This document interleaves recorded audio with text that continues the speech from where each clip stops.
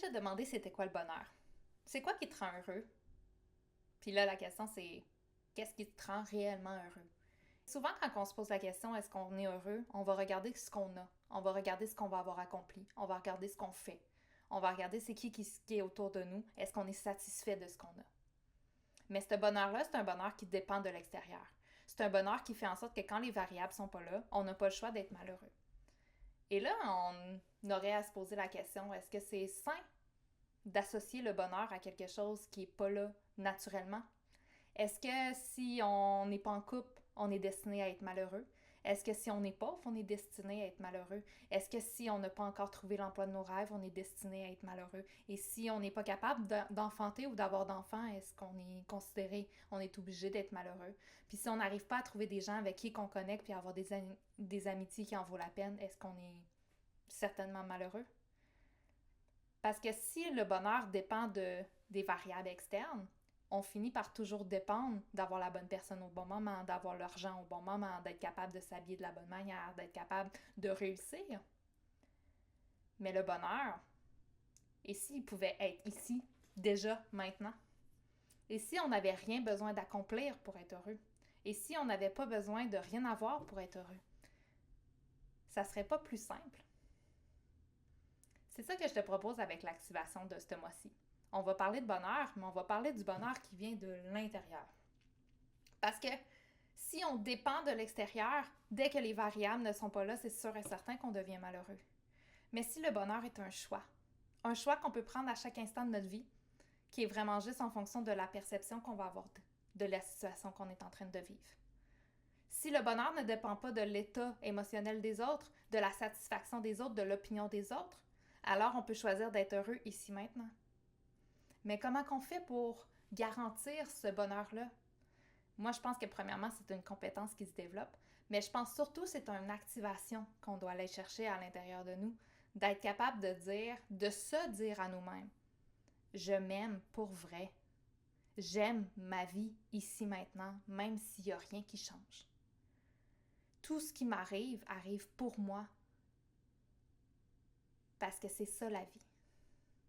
Et ça fait toute la différence. Parce que quand tu arrives avec une perception de je suis victime de ce que je suis en train de vivre, je suis victime de l'extérieur, je dois attendre d'obtenir ça avant de bien me sentir, tu maîtrises rien du tout, mais surtout, tu as des œillères qui t'empêchent de voir clair.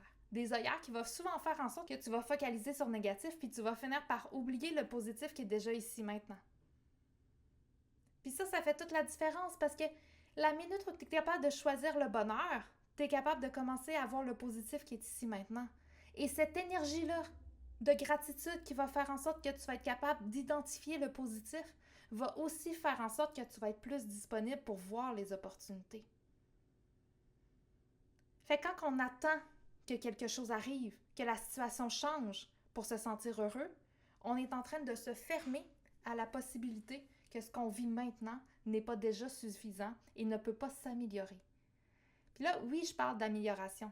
Parce que souvent, le fait qu'on choisit le bonheur ici maintenant, la vie n'a pas le choix de s'améliorer. Parce que c'est comme ça qu'elle fonctionne. Mais quand on focalise sur le négatif, on a les œillères fermées puis on voit pas le beau qui nous arrive puis on n'arrive pas à nourrir ce beau-là. On fait juste focaliser à essayer d'éliminer le négatif. Alors que la seule chose qu'on a besoin de faire, c'est de revenir à nos acquis, revenir à ce qui est déjà là. Et ça, ça s'appelle de l'amour de soi. L'amour de la personne que l'on est maintenant. L'amour des choix qu'on a pris dans le passé qui fait en sorte qu'on est en train de vivre le présent qu'on vit maintenant. Et plus qu'on va s'aimer, et plus qu'on va choisir de s'aimer et de faire confiance à l'amour que l'on se porte, plus qu'on va prendre des décisions qui vont être pour nous et non des décisions qui vont être contre nous. Moi, je suis convaincue que le malheur ou le bonheur, c'est un choix. On choisit à chaque instant comment qu'on veut voir les choses, comment qu'on veut percevoir les choses. Mais je peux comprendre que quand on s'aime pas du tout puis qu'on veut pas voir qu'on s'aime pas, on veut surtout pas voir les décisions qui vont peut-être nous rendre inconfortables aussi. Donc, on se ferme les oreilles, on se ferme les yeux puis on regarde que ce qui est là, sans voir tout le beau qui pourrait aussi être là. Parce que c'est aussi ça le bonheur, hein? Ça fout la chienne le bonheur. Le bonheur, ça fout la chienne. Parce que souvent, ce qui nous anime réellement à l'intérieur de nous, où est-ce qu'on veut s'en aller, c'est aller dans des sentiers qui sont moins sécuritaires, qui sont peut-être plus irresponsables, qui sont peut-être plus vivants, moins sécuritaires. Et ça, souvent, on va choisir le malheur au lieu du bonheur à cause de ça. Parce que si on choisit de s'écouter pour vrai, ça se peut qu'on prenne des décisions qui vont mettre en péril notre sécurité. Quelle sécurité? Notre sécurité intérieure, de la possibilité de se faire juger par les autres, de pas faire comme on nous a dit que la vie était. Prendre un chemin différent. Mais ce chemin-là, c'est peut-être celui-là qui va faire toute la différence pour le restant de tes jours. C'est peut-être ce chemin-là qui va faire en sorte que dans 10 ans, tu vas te réveiller, tu vas faire « Wow! Avoir su, j'aurais réveillé mon bonheur avant ça. Avoir su, j'aurais activé l'amour que j'ai pour moi bien avant ça. Avoir su, j'aurais choisi de traverser mes peurs, même si ça me faisait peur. » Mais il faut juste la petite étincelle. La petite partie de nous qui dit « J'ai droit à plus. »